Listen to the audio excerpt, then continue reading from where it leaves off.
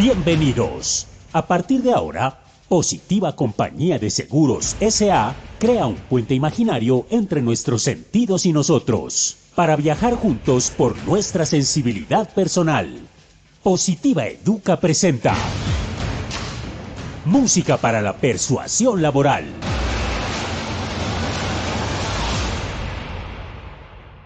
Abre las ventanas de tu vida, llénate del sol de tu existir. Haz que cada día esa flor que llene de color y aromas el jardín de tu vivir. Ciérrale la puerta al egoísmo, tómate un café con alegría. Que no te derroten los problemas, tómalos como lecciones para engrandecer la vida. Disfruta de todo lo que pase, bueno o malo, siempre pasará. Aprende de la naturaleza, que no pierda su pureza al llegar la tempestad. Haz por los demás, pero hazlo en vida. Bendiciones multiplicarás. Un favor, un te quiero, un abrazo, una flor, una caricia, nunca los vas a olvidar. Llegó la hora de romper las cadenas que nos impiden nuestra felicidad. Llegó el momento de vivir las cosas buenas que nos ofrece la vida. Por cada despertar llegó el momento de soltar lo que es materia, porque a la tumba nada podemos llevar. Llegó el momento de saber que cualquier puerta solo puede ser abierta con las llaves de la humildad.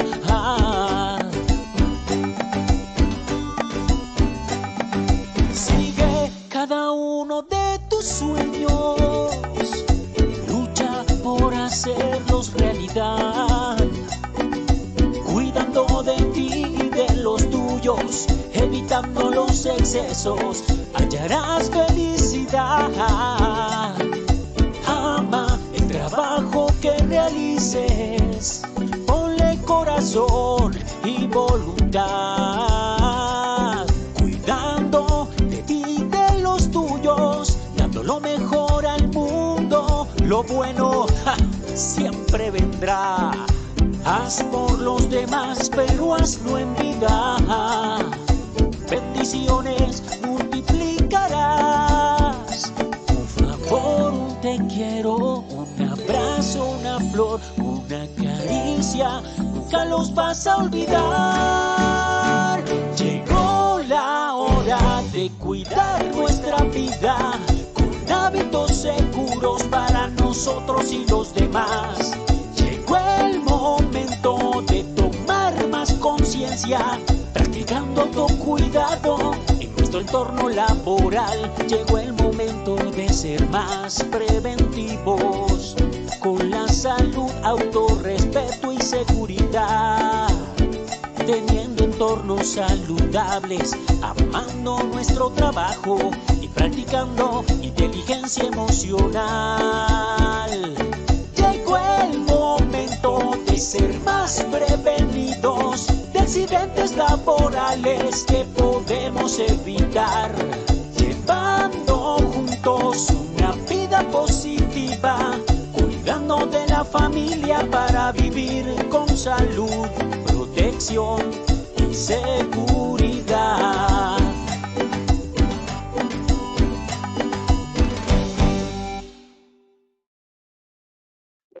Muy buenos días para todos nuestros asistentes. Reciban un cordial saludo desde Positiva Compañía de Seguros S.A. Soy Wilmer Carrasquilla y les doy la bienvenida a nuestro Plan Nacional Multimodal de Educación en Seguridad y Salud en el Trabajo 2022. Enseñanza y aprendizaje influyente para el futuro de la prevención. Sean bienvenidos a nuestro evento web de la Comunidad Nacional de Conocimiento para la Prevención de Peligros Físicos.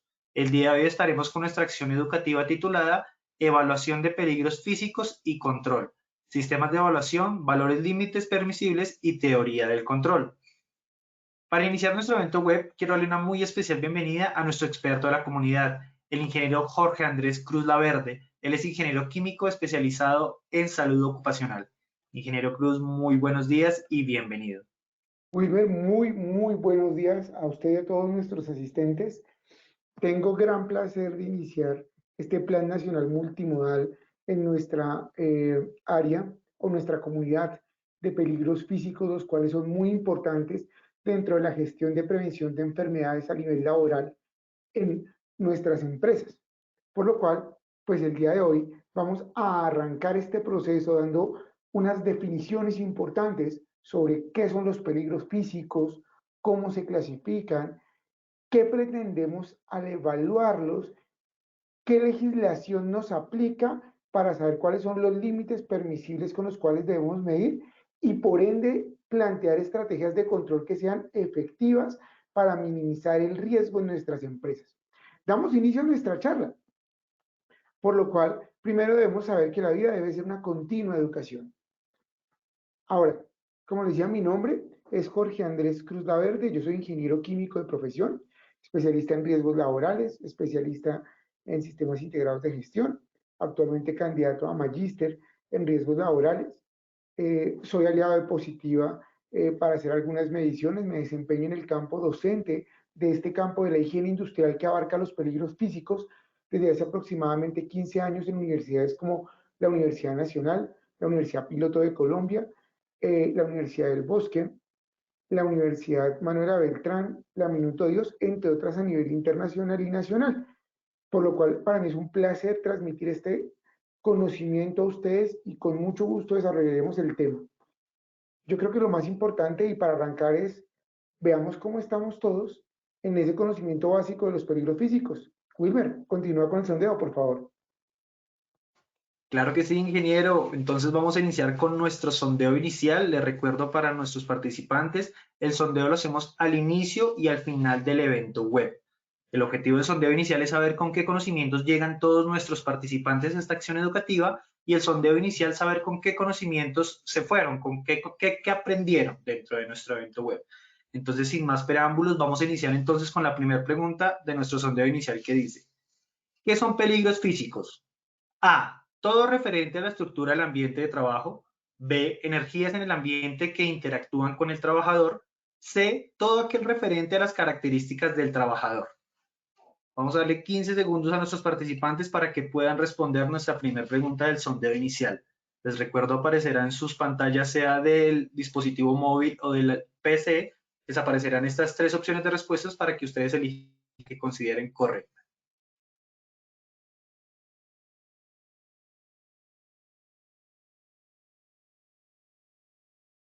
Muchas gracias a todos los que votaron en nuestra primera pregunta. Vamos a ver entonces los resultados.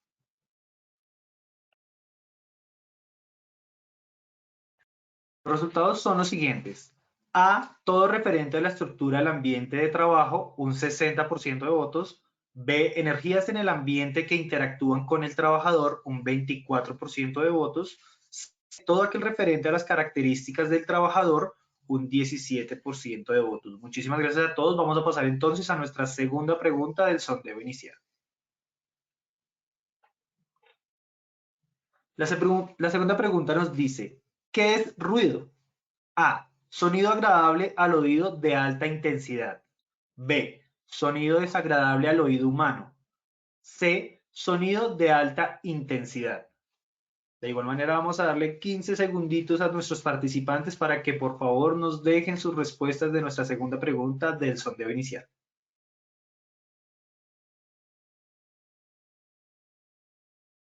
Muchas gracias a todos por sus votos. Vamos a ver los resultados. Los resultados son los siguientes. A, sonido agradable al oído de alta intensidad, un 5%. B, sonido desagradable al oído humano, 42%. C, sonido de alta intensidad, un 53%. Muchas gracias para todos. Vamos a pasar entonces a nuestra tercera y última pregunta del sondeo inicial.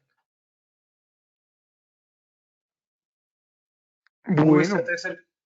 eso, dale Wilmer, la tercera pregunta. Tranquilo, ingeniero, muchas gracias. Nuestra tercera pregunta dice, ¿cómo se pueden clasificar las radiaciones? A, tipo A y B. B, alfa, beta y gamma. C, ionizantes y no ionizantes. De igual manera, vamos a darle 15 segundos a nuestros participantes para que respondan nuestra tercera y última pregunta del sondeo inicial.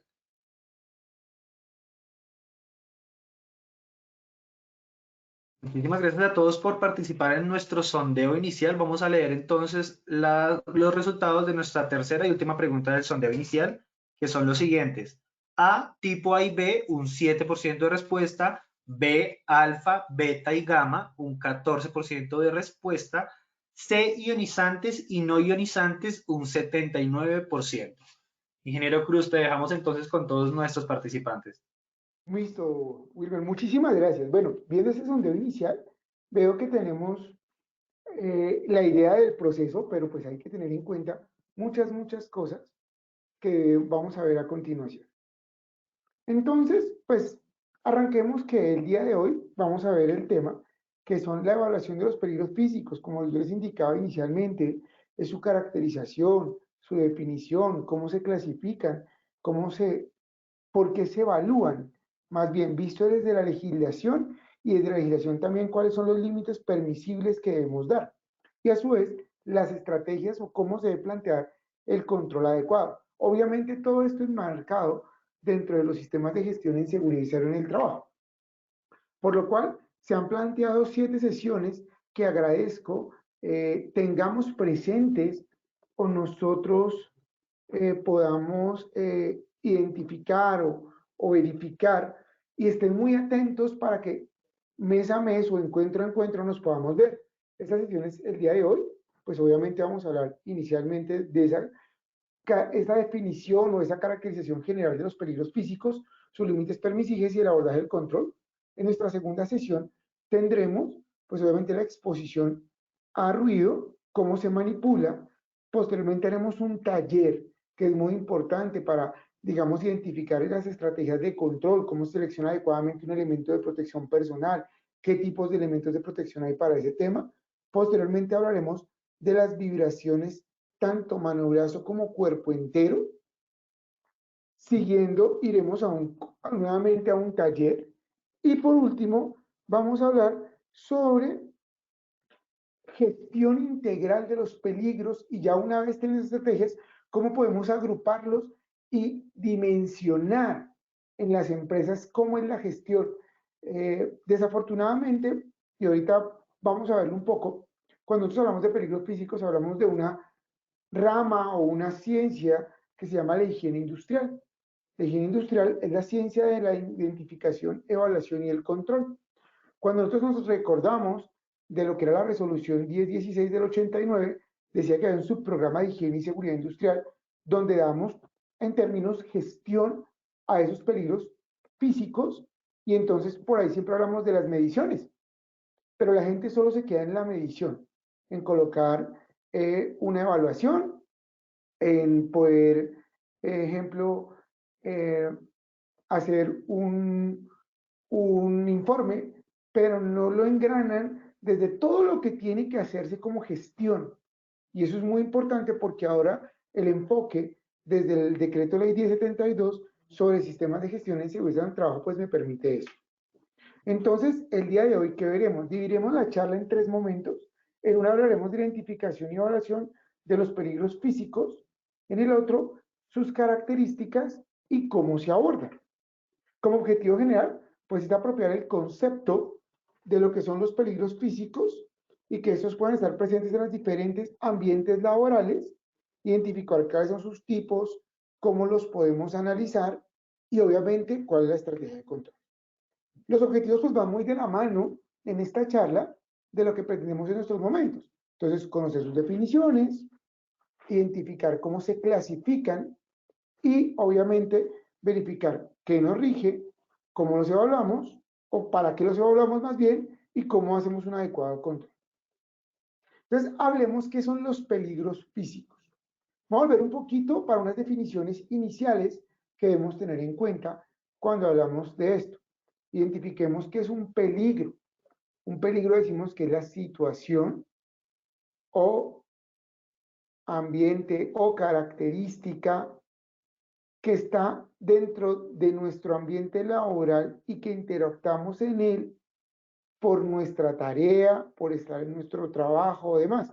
Es decir, todo lo que tiene un potencial de hacer daño por interacción u ocasión del trabajo al trabajador. Y dentro de esto, uno habla de una clasificación de peligros. Aquí hay un tema bien importante y hay que aclarar que bajo la legislación colombiana no existe ninguna clasificación de peligros que nos indique estos son. ¿Sí? Hay una tendencia mundial que los organiza, en algunos lados los nombran de una manera diferente, los clasifican de una manera diferente, y es propio que cada empresa acoja una clasificación. Entonces, un tip que ahí les dejo, cuando ustedes estén ensamblando su sistema de gestión y seguridad del trabajo, es que defina una clasificación de peligros para la empresa. Así sea la que comúnmente se utiliza, que es la de la GTC 45. Si nos damos cuenta, y ahorita más adelante vamos a hablar del decreto ley 1072, nos dice que debemos acoger una metodología la cual, para hacer las IPBRs, o sea, las identificaciones y valoraciones de los peligros y la priorización de los riesgos, debemos buscar una metodología que sea sistémica, organizada y demás. Pero en ningún momento nos dicen cuál. Entonces, uno puede aplicar cualquiera, como les digo. La más usada en Colombia es la GTC 45, pero hay empresas que han desarrollado sus propias matrices de peligros para no ir más lejos, Ecopetrol. Entonces, dentro de esos peligros hay unos que llaman peligros físicos. Y aquí hay una ambigüedad y era la primera pregunta. Cuando uno habla de peligros físicos, normalmente uno piensa que es el ambiente laboral. Y no. Lo que es mesas, pisos, paredes, son peligros locativos. Cuando hablamos de peligros físicos, nos tenemos que referir a la energía. Y entonces hablamos que los peligros físicos son distintas formas de energías generadas por fuentes concretas que pueden afectar a los trabajadores sometidos a ellas. Estas energías pueden ser de tipo mecánicas, térmicas o electromagnéticas y pueden provocar muchos efectos en las personas.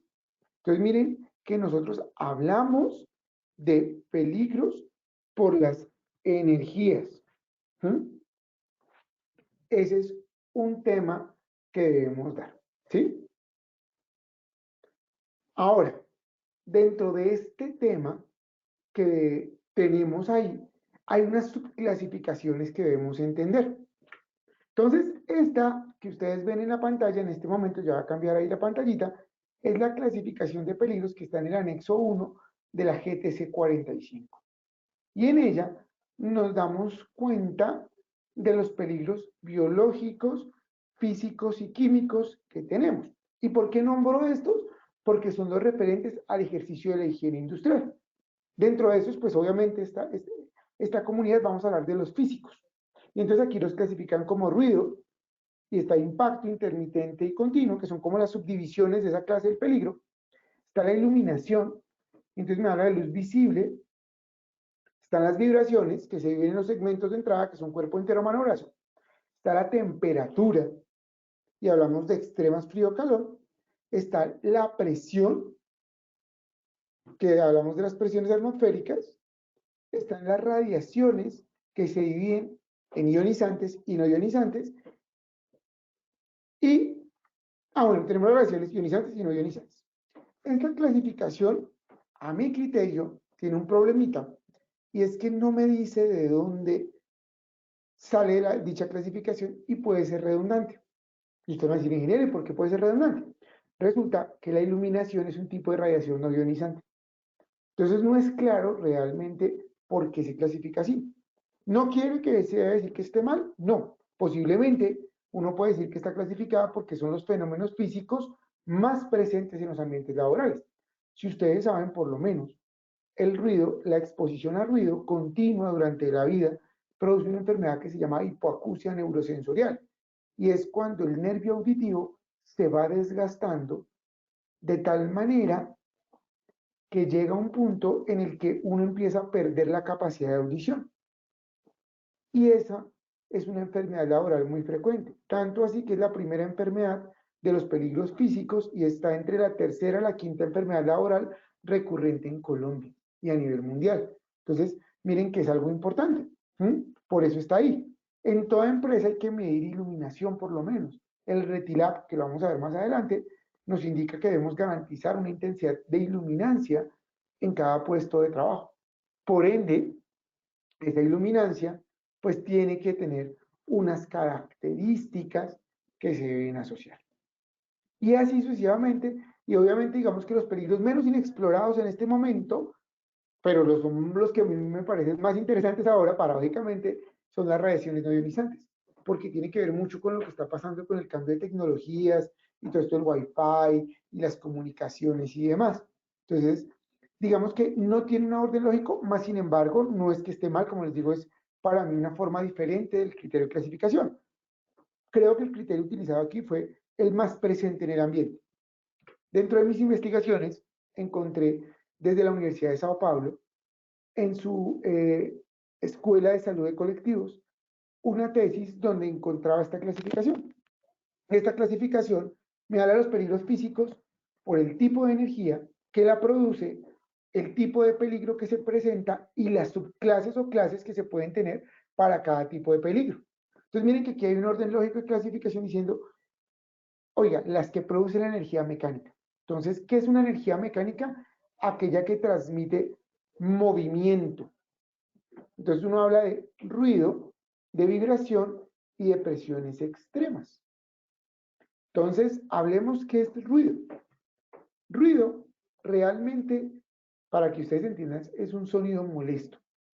Yo cuando dicto clase por molestar, digo que para mí el ruido es el vallenato, porque a mí el vallenato no me gusta. Y realmente es así, la música vallenata no me gusta. Entonces, al disgustarme, pues me parece un ruido. A mí me gusta, digamos, el rockcito y demás, y a mi mamá no le gusta eso. Entonces, cuando era joven, mi mamá decía, oiga, apague ese ruido, porque es desagradable. El término ruido realmente viene por ese sonido desagradable que producían las máquinas. Entonces, toda máquina, ¿cierto?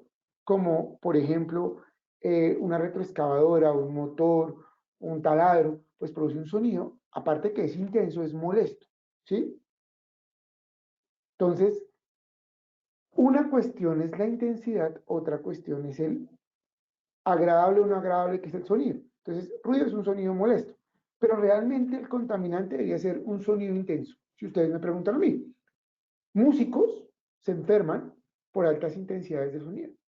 Entonces, es como el volumen lo que desgasta, obviamente, el nervio auditivo y lo hace porque al aumentar la presión, y ahí es donde viene el término mecánico, saben que la presión es una fuerza aplicada sobre un área, entonces hablamos de presión sonora y es obviamente la fuerza que aplica la onda sonora en la membrana timpánica, que es lo que hace vibrar y mecánicamente los huesillos del oído empiezan a moverse y a producirla o a estimular o a identificar los sonidos que se producen y su fuerza. Entonces, el sonido está presente en todo lado. Es más, es uno de nuestros sentidos y nosotros nos comunicamos como ahorita por sonidos. Lo que pasa es que hay un momento, por su intensidad, que ese sonido puede llegar a enfermar. Entonces, ahí es importante. Y se subdivide de acuerdo a cómo es ese sonido. Entonces, un sonido continuo puede ser el motor de una planta eléctrica, que si se dan cuenta es un sonido muy alto, pero que siempre tiene como un mismo nivel. Un sonido intermitente puede ser el de, ejemplo, una podadora, que de acuerdo a lo que esté podando, pues como que tiene unos picos y unas variaciones que se pueden presentar. Un sonido de impacto puede ser una troqueladora, un disparo. Tenemos un pico instantáneo muy alto y un dato curioso, el nervio auditivo con sonidos de más de 140 decibeles puede llegar a desconectarse. Y tenemos sonidos de unas frecuencias, digamos que esos términos vamos a dejar para la siguiente sesión que empecemos a hablar de sonido, donde son muy altas y en muchos casos ni siquiera nuestro oído la identifica. Un ejemplo claro puede ser el silbato de un perro. El silbato de los perritos tiene unas frecuencias muy altas, tanto así que uno no escucha la intensidad, pero ellos tienen un oído más sensible y alcanzan a percibir esas frecuencias. O los infrasonidos, como los de los sound buffer, que nosotros muchas veces cuando vamos a esos sonidos envolventes en teatros, como que sentimos pasos y demás, y no los percibimos al oído, pero sí los captamos con otros sentidos. Entonces, el sonido está presente siempre en nuestro ambiente, el tema es la intensidad que nos puede enfermar. Obviamente aquí hay dos términos que debemos tener en cuenta cuando hablamos de peligros de higiene, en este caso peligros físicos, que tiene que ser el tiempo de exposición, bueno, sabiendo que exposición es estar en presencia del contaminante, en este caso en presencia de sonidos intensos, donde el tiempo de exposición es la cantidad de sonido o la cantidad de tiempo que estoy en presencia de ese contaminante, y la dosis o la intensidad es el nivel al cual estoy expuesto. Porque todo el día nosotros estamos expuestos a sonidos, pero si son sonidos bajos, si son sonidos en unos niveles adecuados, jamás nos va a producir sino el desgaste normal que obviamente nuestro oído al envejecer produce, pero no por exponerlo a altos impactos. Después vienen las vibraciones. Entonces, la vibración es un movimiento obviamente mecánico que se transmite de forma directa o indirecta al trabajador por el segmento corporal al cual entra en contacto con la parte vibrante. Entonces tenemos dos segmentos, el mano-brazo, que es cuando utilizamos herramientas manuales y hacemos de pronto una posición de agarre, como puede ser taladros, pulidoras, taladros neumáticos, ¿cierto? Todo aquello que tenga. Y entonces la vibración entra por nuestra extremidad superior. Normalmente los efectos que producen son algún tipo de inflamaciones a nivel articular, como las bursitis y las tendinitis, ¿cierto? Y problemas a nivel dorsal, o sea, la parte superior de la columna. Cuando hablamos del segmento cuerpo entero corporal, normalmente hablamos de la vibración que puede entrar, bien sea por nuestras extremidades inferiores, al estar en posición bípeda, es decir, de pie, o en posición sedente, donde normalmente el impacto lo va a recibir la cadera y la parte baja de la espalda, que es la parte lumbar. Entonces, actividades comunes es todos los equipos de manejo, en especial montacargas, vibrocompactadoras, retroexcavadoras, manejo de transporte. Todo este tipo de actividades hace que nuestro cuerpo en general vibre. Tienen procedimientos de evaluación diferentes en estos casos. Se producen normalmente, pues obviamente tiene que haber algo que vibre, bien sea una máquina o el movimiento. Cuando nosotros, ejemplo, vamos a hablar de nuestra ciudad de Bogotá, yo sé que no estamos todos, pero a nivel Bogotá tiene un sistema articulado de transporte que se llama Transmilenio, y en Transmilenio hay una particularidad, y es que las losas son de cemento, se llama un pavimento rígido. Entonces, cuando de pronto la tierra cede o hay algún mal funcionamiento, las losas se quiebran y quedan pequeños desniveles, no huecos de forma, digámoslo así, onduladas, sino rupturas. Entonces, cuando pasa el vehículo por estas rupturas, pues automáticamente desciende y se produce vibración. Han de cuenta también como cuando pasamos nuestros vehículos a una velocidad importante por carretera destapada, donde se siente la vibración cuando manejamos un tractor. Entonces, ese tipo de características podemos tener una exposición a vibración. ¿Listo? Y ahí acaba, bueno, y por último tenemos las presiones extremas. Entonces, aquí hay un término que nosotros tenemos que tener en cuenta, que es la presión atmosférica. Y la presión atmosférica es obviamente la fuerza que ejerce la columna de aire sobre nuestro cuerpo o sobre una superficie en un punto dado por efecto de la gravedad. Entonces, ustedes saben que la gravedad es la fuerza que atrae cualquier cuerpo hacia el centro de la Tierra, y el gas, al ser algún tipo de materia, pues lo atrae y genera una fuerza importante. Muchas veces nosotros sentimos lo que nosotros llamamos comúnmente soroche. Entonces, cuando de pronto, no sé si a alguien le pase, cuando viaja, digamos, en un avión, viene de Cartagena a Barranquilla, a nivel del mar, sube a Bogotá, 2.600 metros. La presión a nivel del mar es de una atmósfera que equivale a 760 milímetros de mercurio, y subimos a Bogotá, donde la presión es mucho menor porque hay menos cantidad de aire aquí, entonces hay menos por jalar. Tenemos una presión de 520, 540 milímetros de mercurio. Lo que va a pasar en ese momento es que nuestro cuerpo va a tener que tener una curva para adaptarse. En ese orden de ideas, hay personas, no todas, que esa adaptación les da más duro. Y entonces sienten, no automáticamente, porque cuando uno viaja, normalmente el avión está presurizado, entonces simula la presión ambiente y no hay problema, sino al pasar del tiempo, 1, 2, 3 horas, ¿cierto? Empieza a sentirse fatigado. Mire, un ejemplo claro es por qué los brasileños y los argentinos no les gusta jugar en La Paz. Obviamente tiene que ver también con la oxigenación de la sangre, pero mucha de la gran parte de esto tiene que ver con el tema del cambio de presión. ¿Mm? A su vez, tenemos dentro de este fenómeno, ¿cierto? Eh, una característica importante, pues no son muchas las actividades que tenemos presiones, pero sí podemos tener presión en actividades de los buzos, bien sean recreativos o instructores de buceo o profesionales, como los de las Fuerzas Armadas, los cuales, aparte de la presión atmosférica, tienen la presión del agua. ¿Mm? Por otro lado, tenemos presiones inversas, ejemplo, en aeronaves que no tengan características de presurización, como pueden ser algunos tipos de helicópteros o avionetas. Entonces, por eso esas, digamos, actividades tienen algún tipo de regulación en cuanto a tiempos, exposiciones y demás, porque someten al cuerpo a unos cambios de presión bastante importantes. Y aquí, pues, fíjense que tenemos clasificación de esos peligros físicos por energías mecánicas por la fuerza que se transmite de alguna manera. Ya pasamos a la energía térmica y cuando hablamos de calor es aquella energía que nos da la sensación de temperatura. Miren que uno siempre piensa que la temperatura es calor, no, el calor es el que nos da la sensación de temperatura. Y cuando lo comparamos contra, digamos, nuestra temperatura corporal, si está por debajo vamos a decir que es frío y si está por encima vamos a decir que es caliente. Pero el calor es una energía que nos provee. Aquí hay un tema que hay que tener en cuenta y es que muchas veces confundimos la exposición con el bienestar. Entonces muchas veces en Bogotá hoy tenemos 16 grados centígrados afuera y yo ando en camiseta.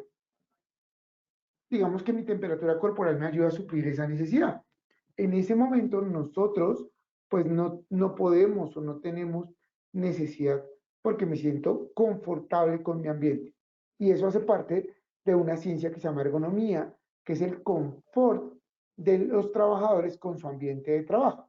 Cuando yo hablo de estrés térmico o exposición a temperaturas extremas, son condiciones de calor o frío que realmente pueden afectar la salud del trabajador, donde pueden producir un golpe de calor o pueden producir una hipotermia. Un ejemplo de calor puede ser, digamos, las personas que trabajan reparando hornos de altas temperaturas. A Paz del Río, por lo menos, su horno donde funden el acero está en una temperatura entre 1300 y 1500 grados centígrados. Apagar un horno de esos no es tan sencillo, dura hasta meses para apagarlo. Entonces, cuando se forman grietas, hay unas personas que entran a esas temperaturas donde el hogar puede estar a 80, 90 grados centígrados y lo pañetan con cemento cerámico. Entonces, esto tiene una característica importante de exposición.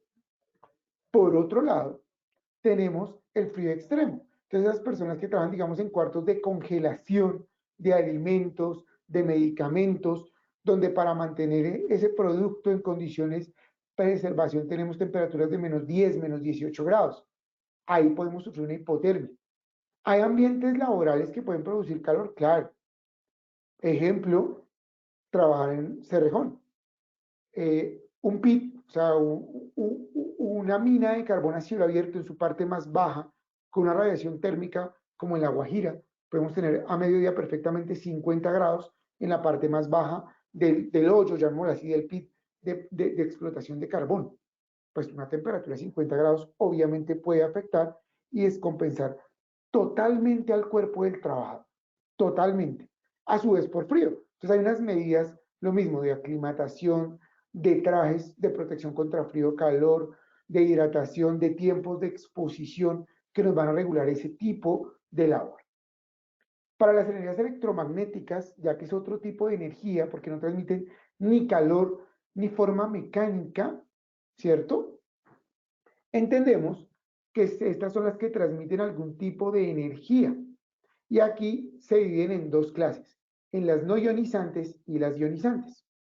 Las no ionizantes, voy a adelantarme un poquito aquí, porque pues creo que ya hemos hablado de esto, y voy a pasar a esta diapositiva que me parece muy interesante para volver.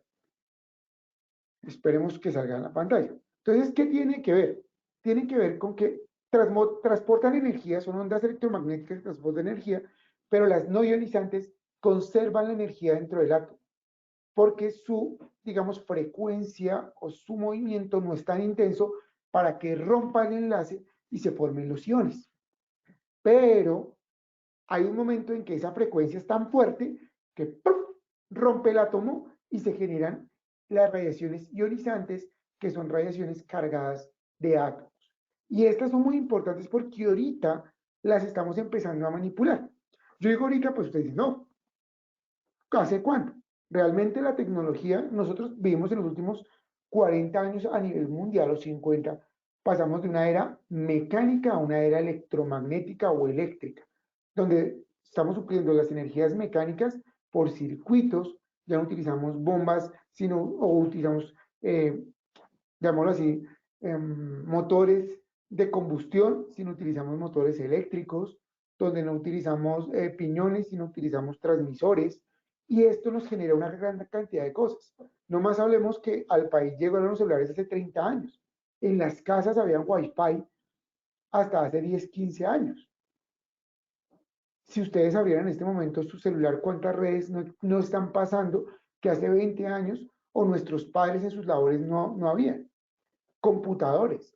Hace 30, 40 años era muy rara la profesión que utilizaba un computador. Ahora las profesiones, ¿cuál no utiliza algún sistema de computación o de registro para sus actividades?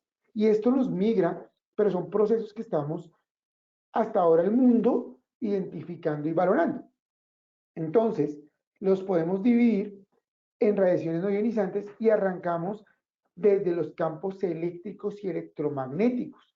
Entonces, en este momento estamos viendo que al tener muchos aparatos electrónicos, se están produciendo ciertos cambios o ciertas energías presentes en el ambiente por el funcionamiento de esos campos.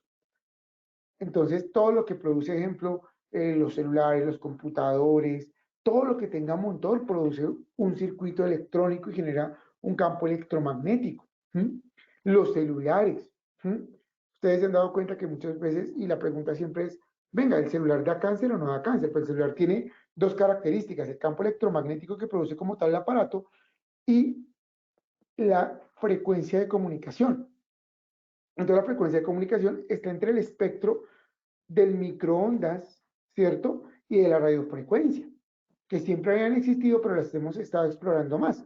No hablemos del microondas de la casa, porque ese no, realmente no nos va a producir ningún efecto, sino hablemos más bien de las transmisiones de microondas, de los elementos de comunicación, que antes de pronto nosotros veíamos como unas grandes parabólicas, de pronto en los parques, en las juntas de acción comunal, pero ahora las tenemos muy frecuentemente en muchos sitios, como esas antenas de radio que tenemos o de comunicación en muchos postes a nivel de la ciudad.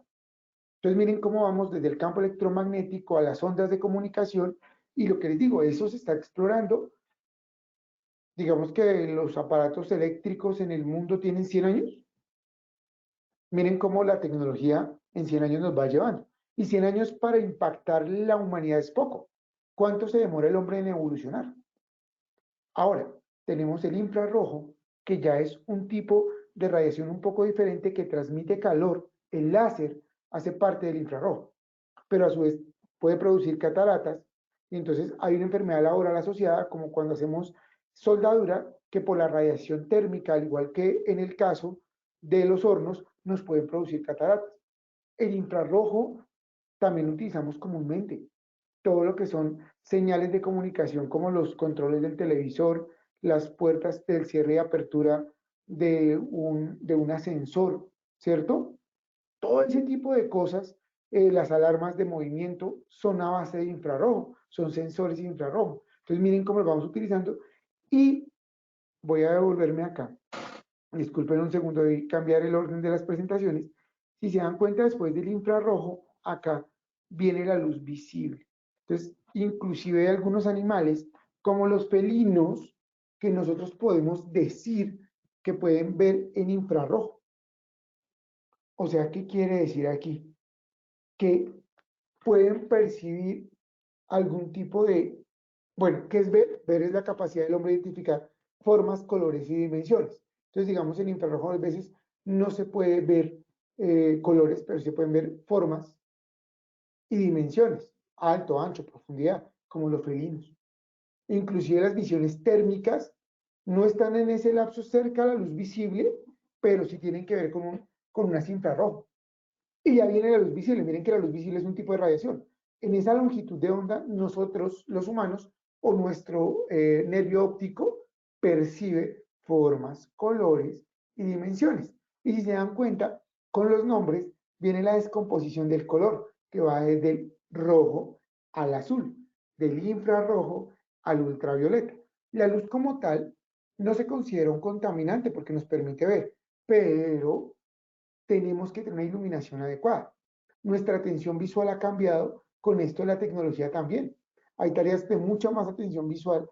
Nosotros estamos muchas veces 10, 12, 14 horas al día pegado a pantallas donde tenemos que tener una adecuada iluminancia para poder identificar, digamos, las características del ambiente. Y por último, después de la luz visible, pasamos al ultravioleta. Entonces miren que también podemos asociar estas radiaciones de infrarrojo, luz visible y ultravioleta al sol.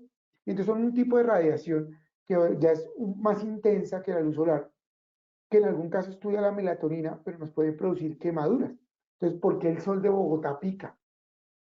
Porque estamos más alto y al estar más alto recibimos más fuerte la intensidad de esos rayos ultravioleta del sol y entonces no nos alcanza a estimular de forma adecuada la melatonina, sino pica el sol, o sea, nos quema.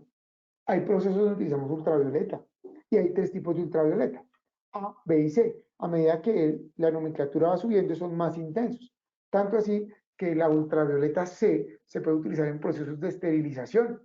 Hubo muchos desarrollos, tanto para sistemas como de ventilación, como sanitización de ambientes, para COVID, con lámparas UVC, pero esas producen radiación y pueden producir quemaduras, inclusive pueden producir cáncer en la piel por exceso de exposición. Y en la UVC ya la radiación es tan fuerte que se puede empezar a ionizar. O sea, se rompe el enlace y pasamos entonces a las radiaciones no ionizantes. Entonces, en las radiaciones ionizantes, ya el átomo se rompe y de acuerdo a esa intensidad se divide en rayos alfa, beta y gamma. Entonces, de acuerdo a esa intensidad, se van dividiendo. El alfa, simple y llanamente, con una hoja de papel, no atravesaría. El beta, tendríamos que tener de pronto un sistema luminizado con un papel de aluminio, no hay problema, o una barrera un poco más gruesa, un libro, pero ya los gamma, que son realmente los que más utilizamos, que utilizamos sobre todo para el diagnóstico, donde están los rayos X, pueden atravesar. Y hablo de diagnóstico porque el diagnóstico no es solo clínico, sino también tenemos diagnóstico industrial de piezas, de tubería, de estructuras. Hay otros usos de la energía o de las radiaciones ionizantes como la energía atómica, ¿cierto? Para producir electricidad y pues desafortunadamente el tema bélico también podemos tenerlo ahí. Entonces, a grosso modo, esta clasificación que me gusta más a mí explica un poco más a detalle de dónde vienen los peligros físicos, cuáles son las energías que los producen, qué tipos de peligro podemos clasificar y qué clases. Y dentro de lo que venimos hablando, pues identificamos qué podemos ver o qué podemos tener. Esto nos vamos a dar nosotros de los límites permisibles. Entonces, voy a saltarme un poquito aquí el orden para que entendamos que dentro de la legislación aplicable, esto es muy importante. Dentro del decreto ley 1072, en su artículo 2, 2, 4, 6, 15, que me habla de la obligatoriedad de la identificación de peligros y valoración de riesgos, o sea, cuando aplicamos la GTS 45, o sea, una matriz de peligro, me dice al final, realizar mediciones ambientales cuando se requiera. Entonces, si ustedes van y miran, digamos, los anexos de esta norma de la GTC, nos dan algunas tips para clasificar, pero cuando yo tengo ya, digamos, características de exposición, sí lo más recomendable es aplicar mediciones ambientales. Y obviamente en el caso, ejemplo, de las ionizantes que son asociadas, son IARC-A1, o sea, producen cáncer, en su parágrafo 2, aquí me dice que debemos dar. Es importante también entender que dentro de este decreto ley, el 1072, en su artículo 224621, que me habla de algunos indicadores para la evaluación y la planeación. En su literal 7 me habla de una ejecución de cronogramas de mediciones ambientales. O sea, nosotros también tenemos que planear estas evaluaciones para hacer una adecuada gestión. Desafortunadamente o afortunadamente, pues nos dan obligatorio y todo. Y esto no es reciente. Esto viene desde la Ley 9 del 79, donde en su artículo 80 dice que debemos proteger contra los riesgos relacionados para agentes físicos. Ahí tienen, en ese momento no hablábamos de peligros, sino hablábamos de agentes, pues ya hablábamos de las características que debemos prevenir como empresa. Dentro de esto, miren que su artículo del 105 al 110, primero el 105 al 109, nos hablaba de los peligros físicos y del 110 de los límites permisibles. Es importante entender que una ley tiene una resolución normalmente que nos dice el cómo. Entonces tenemos la resolución 2400 del 79, que en algunos aspectos ha sido derogada, y cada vez que vayamos avanzando en cada tema, vamos a tocar a fondo en cada uno de estos qué pudo ser y qué no. Pero en su título 3, de los capítulos 1 al 6, nos habla de la gestión y de la importancia y el cuidado de los peligros físicos. Entonces, miren cómo la legislación me lleva a eso. Dentro de la legislación y para los límites permisibles, el gobierno, digamos que como recomendación, porque no es una legislación como tal, sacó en el año 2010 la Guía Técnica para Análisis de Exposición a Factores de Riesgos Ocupacionales. Entonces pueden bajar este librito sin ningún problema de la web. Y en él nos da una matriz de peligro donde ustedes ven el tipo de riesgo y nos dan límites permisibles. Por legislación en Colombia tenemos algunos de referencia. Entonces tenemos en este momento, digamos, la resolución 1792 del 90 como límite permisible para ruido. Tenemos el reglamento técnico de alumbrado público RETILAB del 2012, donde tenemos la tabla tanto de iluminancia en su sección 410, que es la que me dice cuánto nivel de intensidad lumínica tenemos en cada puesto. En el RETIE, en su sección 5, tenemos los límites para campos eléctricos y electromagnéticos. Pero hay otros como los de vibración que no tienen, y en esta tablita nos dicen cómo debemos hacer. Entonces, en ese orden de ideas, una vez uno hace el proceso de evaluación, lo que realmente quiere identificar, obedeciendo a lo que les explicaba del numeral de la 1072 sobre identificación y valor de peligros, es el nivel de peligro. Entonces, uno puede utilizar cualquiera. Hay gente que utiliza grado de riesgo y formas de clasificarlos, nivel o rango de exposición, índice de vallecilla. Digamos que uno lo puede clasificar de cualquier manera. Lo importante es tener identificado si ese nivel que se encontró, al cual mis trabajadores están expuestos, es un nivel alto, medio, bajo, para que yo como empresa tome un curso de acción o de intervención.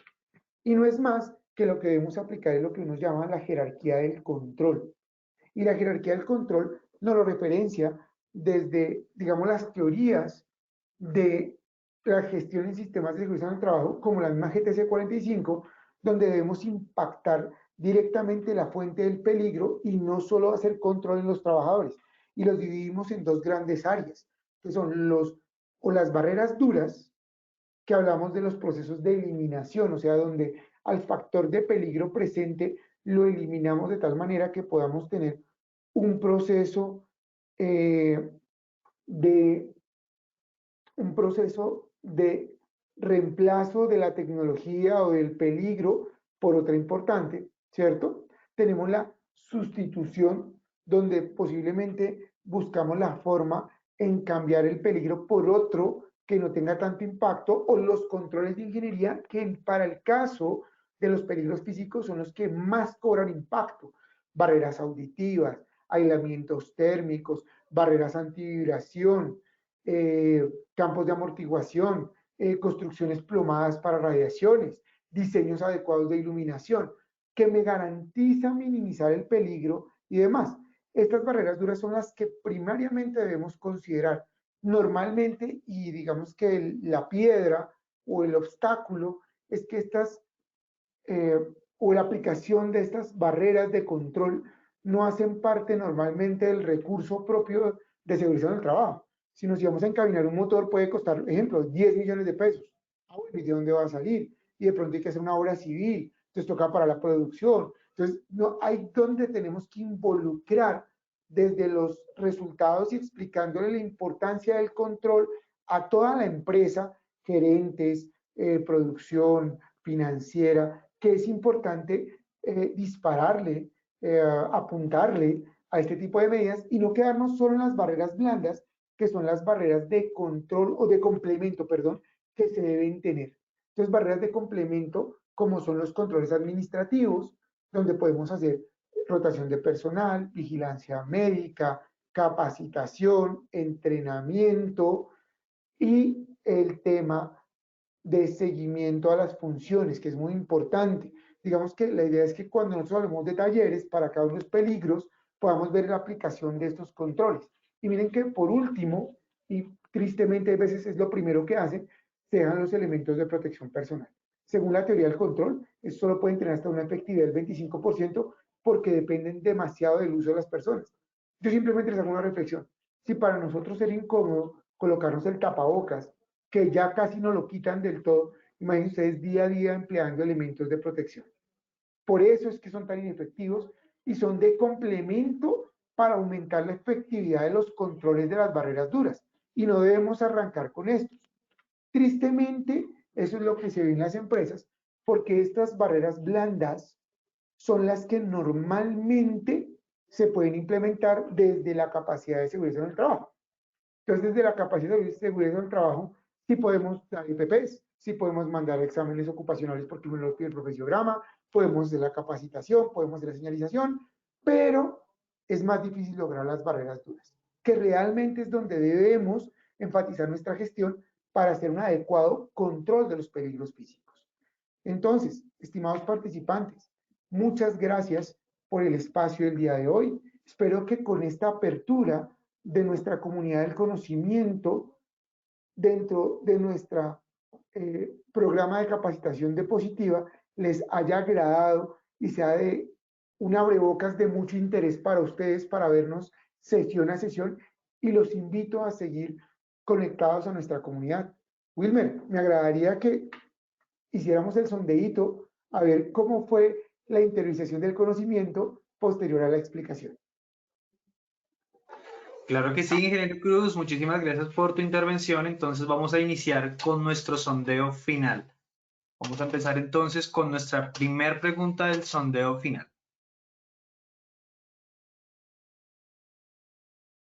Nuestra primera pregunta nos dice, ¿qué son peligros físicos?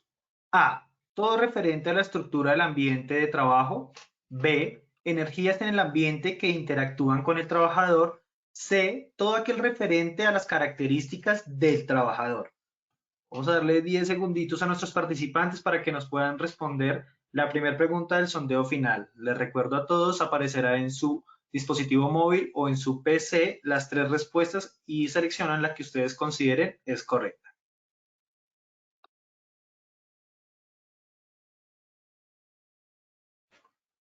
Muchísimas gracias a todos los que participaron en nuestro sondeo final. Nuestra primera pregunta del sondeo final. Vamos a ver entonces los resultados. Los resultados nos dicen lo siguiente. A, todo referente a la estructura del ambiente de trabajo, un 40%. B, energías en el ambiente que interactúan con el trabajador, un 54%. C, todo aquel referente a las características del trabajador, un 5%. Ingeniero Cruz, ¿cómo nos fue nuestra primera pregunta del sondeo final? ¿Mejoramos? Sí, mejoramos bastante. De todos modos, sigue la percepción de que el peligro físico es el peligro locativo. Y no, el peligro locativo, recuerden que es la estructura física. Cuando hablamos de física en los peligros, se clasifica es por el estudio de la energía. Entonces, la respuesta es la B. Pero sí mejoramos casi un 50%. Listo, ingeniero. Muchísimas gracias por la retroalimentación. Vamos a pasar entonces a nuestra segunda pregunta del sondeo final. La segunda pregunta nos dice, ¿qué es ruido? A, sonido agradable al oído de alta intensidad. B, sonido desagradable al oído humano. C, sonido de alta intensidad. De igual manera, vamos a darle 10 segundos para que todos nos puedan dejar sus respuestas en esta segunda pregunta del sondeo final.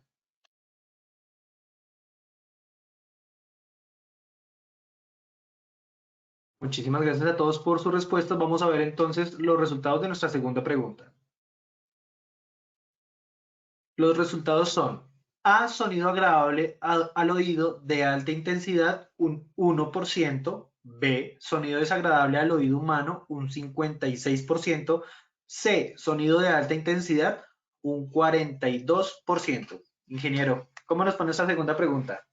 Muy bien, creo que, pues, digamos aquí hay dos cosas y es muy cierto ambas respuestas, realmente es ambiguo, porque efectivamente, si bien el ruido es un sonido desagradable, como les decía, hasta uno puede decir que el pítico de un mosquito, que no es intenso, es un ruido desagradable, porque eso es ruido, realmente el contaminante a tener en cuenta es la alta intensidad.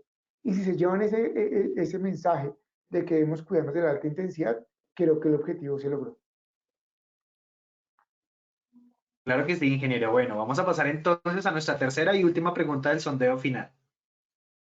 La tercera pregunta nos dice, ¿cómo se pueden clasificar las radiaciones? A, tipo A y B. B, alfa, beta y gamma. C, ionizantes y no ionizantes. Vamos a darle entonces 10 segundos para que nuestros participantes puedan responder a nuestra tercera y última pregunta del sondeo final. Muchísimas gracias a todos los que participaron en nuestro sondeo final. Vamos a leer entonces los resultados de la tercera pregunta. A, tipo A y B, un 4%. B, alfa, beta y gamma, un 10%. C, ionizantes y no ionizantes, un 86%. Ingeniero Cruz. No, fue excelente. Efectivamente es eso, las radiaciones se clasifican en ionizantes y no ionizantes. Recordemos que las radiaciones son energías electromagnéticas que si conservan el átomo en su estado puro es no ionizante. Y cuando tenemos una vibración tan fuerte, una intensidad tan fuerte que ese átomo se rompe, se presentan las radiaciones ionizantes. Entonces creo que en esta pregunta el mensaje fue claro y veo una excelente aceptación. Bueno, ingeniero Cruz, muchísimas gracias por acompañarnos el día de hoy, por tu valiosa intervención. Esperamos vernos en otra próxima oportunidad. No, a ustedes muchas gracias. Nuevamente los invito a estar pegados a este plan multimodal de educación en seguridad en el trabajo, en esta ruta del conocimiento o en esta comunidad de peligros físicos. Como les digo, hoy solo fue la contextualización. En la próxima sesión hablaremos de ruido. Como les decía, es el contaminante más importante. Wilmer, diapositiva, muchas gracias por el espacio y un feliz día para todos y una excelente semana. Sí, igualmente, ingeniero, muchísimas gracias. De igual forma, agradecemos a todos nuestros asistentes por su participación. Recuerden visitar nuestro portal Posipedia, donde encontrarán todas nuestras comunidades de conocimiento y mucha más información para que sigan conectados con nuestro Plan Nacional Multimodal de Educación en Seguridad y Salud en el Trabajo. Recuerden que el certificado se generará para todos nuestros afiliados de 1 a 8 días hábiles después de terminada la acción educativa y podrán acceder a él por medio de nuestra plataforma positivatravesía.co. De igual forma, agradecemos diligenciar la encuesta de satisfacción que les aparecerá al finalizar el evento. Los dejamos con el siguiente audio coaching. Que tengan un excelente día. Hasta luego.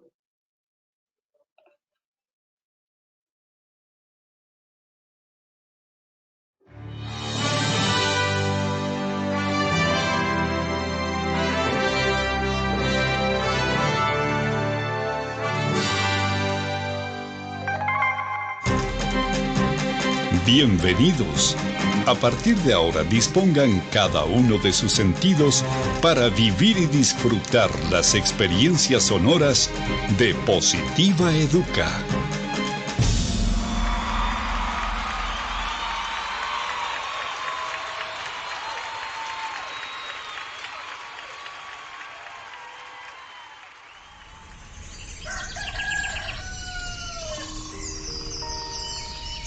Llega un nuevo día.